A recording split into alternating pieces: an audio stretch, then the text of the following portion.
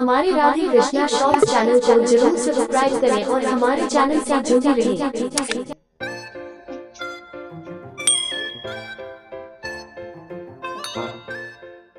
भगवद गीता दूसरा भाग। संजय ने कहा, हे धृतराष्ट्र, तब श्री कृष्ण दया से युक्त नेत्रों में आंसू भरे व्याकुल चित अर्जुन से बोले, हे अर्जुन, अनार्य के सेवन करने योग्य अपयशकारक नरक में गिरने वाला मोह इस समय तुम्हारे मन में कहाँ से आया? तुम काया मत बनो, ये शोभा नहीं देता। तुम हृदय की दुर्बलता को त्याग कर युद्ध के निमित्त खड़े हो जाओ। अर्जुन ने कहा, हे मधुसूदन, मैं रण में पूज्य भीष्म और द्रोणाचार्य के ऊपर बाण प्रहार कर कैसे युद्ध करूं? इस लोक में महात्मा गुरुजनों को न मारकर भीख मांगकर भोजन करना उत्तम है, और अर्थ की कामना के लिए तो गुरुजनों को मारकर उनके रक्त से सने भोगों को भोगूंगा। हम नहीं जानते कि संग्राम में हम दोनों में कौन जीतेगा। यदि हम जीत भी ले तो भी जिनको मार करके हम जीवित रहना नहीं चाहते, वही धृतराष्ट्र का पुत्र हमारे सामने प्रस्तुत है। दीनता से मेरी स्वाभाविक वृत्ति नष्ट हो गई है और धर्म के विषय में मेरा चित्त मोहित हो गया है। मैं आपसे पूछता हूँ, जिससे निश्चय करके मेरा भला हो वह मुझे समझकर कहिए, क्योंकि मैं आपका शिष्य हूँ और आपकी शरण हूँ। मुझे ज्ञान शिक्षा दीजिए। मुझे पृथ्वी का निष्कंटक राज्य मिल जाए और देवताओं का भी आधिपत्य मिल जाए, तो भी ऐसा कोई उपाय नहीं देखता कि जो मेरी इंद्रियों के सूखने वाले शोक को दूर करे। हे गोविंद, मैं युद्ध नहीं करूँगा।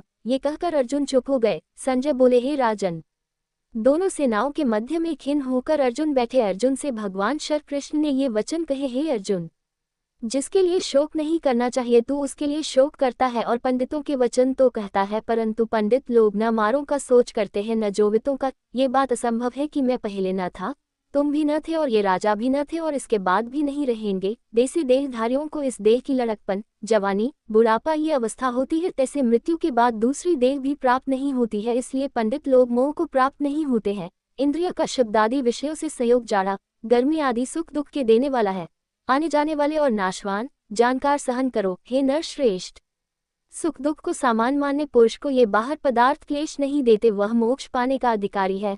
असत वस्तु का तो रित्व नहीं है और सत का अभाव नहीं है। इस प्रकार इन दोनों को ही तत्वज्ञानी पुरुषों ने देखा है। जिससे ये सारा संसार व्यक्त है, उसका विनाश करने में कोई समर्थ नहीं है। इस अविनाशी, अचिंत्य और नित्य जीवात्मा का ये सब शरीर नाशवान है। अतः भारत, तुम युद्ध करो। जो पुरुष इस आत्मा को मरने वाला तथा जो मरने वाले मानते हैं, वे दोनों ही ज्ञानी नहीं है, क्योंकि यह आत्मा न मारता है न मरता है। आत्मा न कभी जन्मती न मृत्यु को होती है, न कभी जन्मी थे न मरेगी। यह जन्मा नित्य, कभी न घटने बढ़ने वाली और सनातन है। नष्ट होने पर भी वह नाश को प्राप्त नहीं होता। जो पुरुष इस आत्मा को नित्य अविनाशी निविराकर और अजन्मा जनता है, वह किसको घात करावेगा और किसको मरेगा? जिस प्रकार मनुष्य पुराने वस्त्र को फेंककर नया वस्त्र ग्रहण करता है, उसी प्रकार आत्मा पुरानी देह छोड़कर नई देह धारण करती है। आत्मा को शस्त्र नहीं काट सकते हैं और अग्नि नहीं जला सकती है। जल भिगो नहीं सकता, यह न जल सकती, न भीग सकती या गल सकती है, और न सूख सकती है। यह विनाशी, सर्वव्यापी, सिद्ध, अचल और सनातन है। यह इंद्रियों से जाना नहीं जा सकता, ये कल्पना से परे है और इसमें हेर फेर नहीं हो सकता है। इसलिए इसे ऐसा जानता हुए तुम्हें शोक करना उचित नहीं। हे महाबाहो, यदि तुम इस आत्मा को नित्य जन्म लेने और नित्य मरने वाला मानते हो, तो भी तुमको शोक नहीं करना चाहिए, क्योंकि जो जन्मा उसकी मृत्यु और जिसकी मृत्यु हुई है उसका जन्म निश्चय है। अतएव और बात अनिवार्य है, उसके लिए सोच करना व्यर्थ है। जन्म लेने से पहला क्या था, किसी को मालूम नहीं। मध्य में कुछ प्रकट होता है, फिर मरने के पीछे क्या होगा कोई नहीं जानता। ऐसी दशा में किस बात का सोच करना तुमको उचित है? कोई मनुष्य तो इस आत्मा को आश्चर्य से देखते हैं। आश्चर्यत वर्णन करना है तो आश्चर्यत मानकर सुनता है, परंतु कोई देख कह सुनकर भी भली प्रकार जनता सबके शरीर में यह आत्मा नित्य अविनाशी, कारण सब प्राणियों के विषय तुमको सोच करना उचित नहीं। अपने धर्म को भी सोचकर तुमको धड़कना उचित नहीं है, क्योंकि क्षत्रिय को धर्म पूर्वक युद्ध से और कुछ भला करने वाला नहीं है। हे प्रार्थ, बिना इच्छा किए स्वर्ग का द्वार रूप ये युद्ध तुमको स्वतः प्राप्त हुआ है।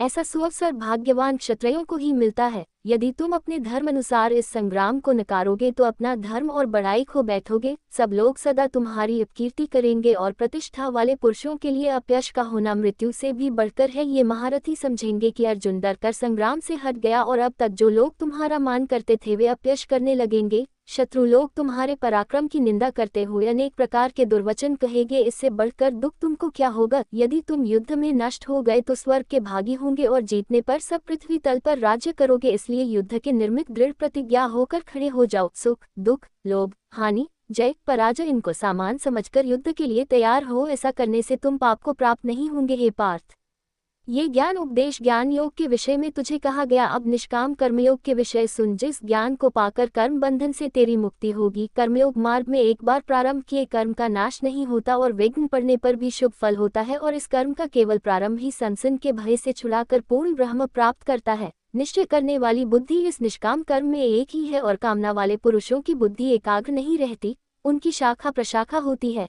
ऐसी दशा में मनुष्य संदेह में रह जाता है। हे अर्जुन, अज्ञानी उस पुष्पता वाणी को ही स्वर्ग सुख से बढ़कर कुछ नहीं समझते। स्वर्ग सुख को ही जो उत्तम पुरुषार्थ समझते हैं, उनको कामनाओं से चित्त व्याकुल होने के कारण निश्चयात्मक बुद्धि मोक्ष साधन की नहीं उत्पन्न होती, कारण कि उनका चित्त भोगादि में सदैव निमग्न रहता है। जिन मनुष्य का चित्त इस प्रकार मोह में लिप्त है और जिनकी आसक्ति भोग विलास और ऐश्वर्य में है, ऐसे पुरुषों के अंतकरण में निश्चयात्मक बुद्धि नहीं होती है। कृष्ण जोड़ अर्जुन, हे अर्जुन, वेद त्रिगुणात्मक सकौम है, तुम निष्काम हो जाओ। सुख दुख को सकौम जानकर नित्य योग क्षेम आदि स्वार्थी में न पढ़कर धीरजवान और निष्ठा हो। जैसे छोटे छोटे अनेक जलाशयों में मनुष्य का कार्य सिद्ध नहीं होता है, बड़े जलाशय प्रयोजन अनायास ही सिद्ध जाते हैं, उसी तरह संपूर्ण वेदों में कहा हुआ काम्य कर्मों का फल ब्रह्म में भक्ति रखने वाले मनुष्य को सहज ही प्राप्त होता है। तुमको केवल कर्म करना चाहिए, फल तुम्हारे अधिकार में नहीं। तुम न तो फल को अभिलाषा से काम करो और निष्कर्म ही रहो। फल की आशा त्याग कर कार्य की सफलता व असफलता को समान मानकर तुम योगस्थ होकर कर्म करो, यही कर्म ज्ञान योग है। इस बुद्धि योग सहित कर्म से अन्य कर्म अत्यंत हीन है, इसलिए तुम बुद्धि योग का आश्रय ग्रहण करो। फल की इच्छा रखने वाले निकृष्ट होते हैं। निष्काम कर्म करने वाला पुरुष ईश्वर कृपा से इसी संसार में सुकृत तथा दुष्कृत इस दोनों ही का त्याग कर देता है। इसलिए तुम निष्काम कर्म में प्रवृत्ति हो, वो जो सब कर्मों का कल्याण कारक है। कर्म फल को त्याग कर ही बुद्धि युक्त ज्ञानी पुरुष जन्म बंधन से हटकर मोक्ष को प्राप्त होते हैं। जब तुम्हारी बुद्धि मोह बन के बाहर निकल जाएगी, तब तुम्हारा मन आगे सुनने वाली तथा हुई बातों से विरक्त हो जाएगा। अनेक श्रुति स्मृतियों के वचनों को सुनने से तुम्हारी बुद्धि भ्रमित हो गई है। जिस समय वह निश्चल होकर आत्मा में स्थित होगा, तभी तुमको तत्व ज्ञान प्राप्त होगा। अर्जुन ने पूछा, हे केशव, आत्म स्वरूप में निश्चल बुद्धि वाला किसको कहा है? उसके लक्षण क्या है और वह कैसे बोलता है, कैसे बैठता है, कैसे चलता है? श्री कृष्ण जी बोले, हे अर्जुन, जो महापुरुष मकई सब कामनाओं को त्याग देते हैं और अपने आप ही में प्रसन्न रहता है, उसको निश्चल बुद्धि वाला कहते हैं। दुख में जिसके मन को खेद नहीं होता और सुख में जिसको आसक्ति नहीं होती और प्रीति भय क्रोध जिसके जाते रहे हैं, वह महात्मा सिद्ध बुद्धि वाला मुनि कहाता है। जो सर्वत्र स्नेह करता है, जो शुभ पदार्थ प्राप्त होने से हर्ष नहीं करता, अशुभ से अप्रसन्न नहीं होता, उसी को सिद्ध बुद्धि जानना। और कछुआ जैसे अपने अंगों को सिकोड़ लेता है, उसी तरह जो पुरुष अपने इंद्रियों को विषयों से हटाता है, उसी की बुद्धि सिद्ध जननी चाहिए। निराहारी पुरुष के विषय घट जाते हैं, परंतु विषयों में उसकी चाह बनी रहती है। परब्रह्म का अनुभव होने पर चाहे भी घट जाती है। हे अर्जुन, मोक्ष में प्रयत्न करने वाले विद्वान व्यक्ति को भी प्रबल इंद्रियां बलात्कार से उसके मन को जित लेती हैं। इसलिए सब इंद्रियों को विषयों से रोक मेरे विषय तत्पर हो जावे। जिसने इंद्रियों को वश में कर लिया है, उसी की बुद्धि निश्चल है। जो पुरुष विषयों के ध्यान में रहता है, उसमें उसकी प्रीति हो जाती है। प्रीति होने से कामना होती है, इच्छा के पूर्ण होने से क्रोध की उत्पत्ति होती है, क्रोध से अविवेक होता है, अविवेक होने से स्मरण शक्ति नष्ट हो जाती है, स्मरण शक्ति के नाश होने से बुद्धि क्षय हो जाती है। जिसकी बुद्धि का नाश हुआ, वह विनाश को प्राप्त होता है। जो पुरुष राग देश से रहित हो, इंद्रियों से विषय सुख का अनुभव करता है और अपने मन को वश में रखता है, वह शांति को प्राप्त होता है। शांति मिलने पर सब दुखों का नाश हो जाता है। प्रसन्नचित्त वाले की बुद्धि तुरंत निश्चल होती है। जो पुरुष योग युक्त नहीं है, उसकी निश्चल बुद्धि उत्पन्न नहीं होती, ईश्वर में भावना भी नहीं होती, भगवान के न होने से शांति प्राप्त नहीं होती। अशांत को सुख कहाँ से मिलेगा?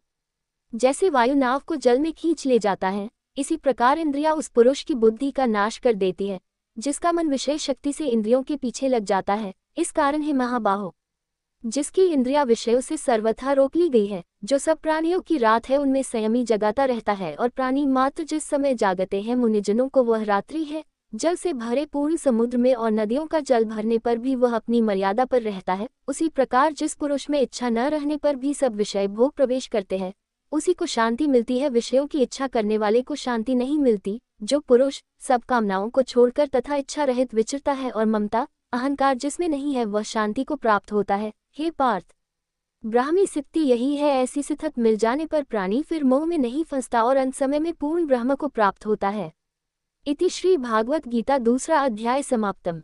दूसरे अध्याय का महात्म्य। लायन नारायण जी बोले, हे लक्ष्मी जी, दक्षिण देश में एक पूर्ण नाम नगर था। वहाँ एक देव सुशर्मा बड़ा धन पात्र रहता था। वह साधु सेवा करता था। जब संत सेवा करते हुए बहुत दिन बीते तब एक बालनामा ब्रह्मचारी आया, उसकी सेवा बहुत करी और विनय करी, हे संत जी, मुझे कृपा करके श्री नारायण जी को पाने का ज्ञान उपदेश करो, जिससे मेरे जीवन का कल्याण और मुक्ति होवे। तब ब्रह्मचारी जी ने कहा, मैं तुझे गीता जी के दूसरे अध्याय का सुनाता हूँ, उसके सुनने से तेरा कल्याण होगा। तब देव सुशर्मा ने कहा, श्री गीता जी के दूसरे अध्याय सुनने कई कोई आगे भी मुक्त हुआ है। तब बाल ने कहा, मैं तुझे पुरानी कथा सुनाता हूँ, श्रवण कर। एक अयाली वन में बकरियां चलता था और वहां मैं भजन किया करता था। एक दिन रात को अयाली बकरियां लेकर घर को चल मार्ग में एक सिंह बैठा था। एक बकरी सबसे आगे कहीं जाती देखकर शेर भाग गया। तब अयाली यह आश्चर्य देखकर बड़ा चकित हुआ और मैं भी वहां आ खड़ा हुआ। उस चरवाहे ने मुझे देखकर कहा, मैंने यह आश्चर्य देखा कि बकरी को देख शेर डर के भाग गया। तुम त्रिकालज्ञ हो, यह वृतांत मुझे क्या सुनाओ।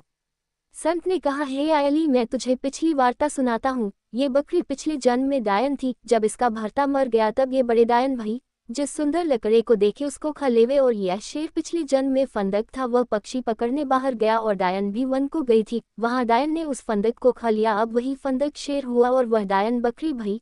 शेर को पिछले जन्म को खबर है, इसलिए बकरी को देखकर शेर ने जाना कि अब भी मुझे खाने आए हैं। तब अयाली ने कहा, मैं पिछले जन्म में कौन था। तब संत ने कहा, तू पिछले जन्म में चांडाल था। तब अयाली ने कहा, हे ब्रह्मचारी जी, कोई उपाय भी है जिसे कर हम तीनों ही इस अधम देह से छूटे। तब संत जी ने कहा, हम तुम्हारे तीनों का उद्धार करते हैं। एक वार्ता मेरे से सुनो। प्रथम तो एक पर्वत की कंदरा में एक शिला थी, उस पर श्री गीता जी का दूसरा अध्याय लिखा हुआ था। मैंने उन अक्षरों को उस शिला पर देखा था। अब मैं तुम्हारे को मन वचन और कर्म करके सुनाता हूँ, तुम श्रवण करो। संत जी ने गीता जी के अक्षर सुनाए। तब उसी समय तत्काल ही आकाश में विमान आए। उन सबों विमानों पर चढ़ाकर बैकुंठ लोक ले गए। अधम देह से छूटकर देव देही पाए और देव सुशर्मा भी गीता ज्ञान को सुनकर मुक्त हुआ। देवदेही पाकर बैकुंठ को गया। तब श्री नारायण जी ने कहा, हे लक्ष्मी, जो पुरुष श्री गीता जी के ज्ञान को पढ़े सुने वह अवश्य मुक्ति को प्राप्त होता है।